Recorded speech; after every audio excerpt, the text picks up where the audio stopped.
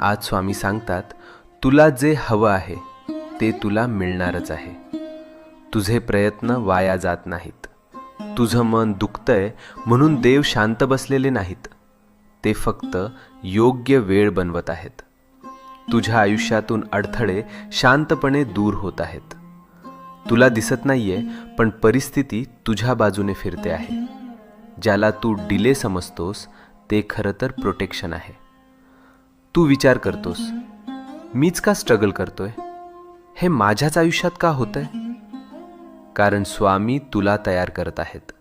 तू जे मागितलं आहेस ते मोठं आहे, आणि मोठ्या गोष्टी मिळायला मन, विचार आणि आत्मविश्वास तयार असणे गरजेचं असतं. आज स्वामींची कृपा तुझ्या भोवती आहे.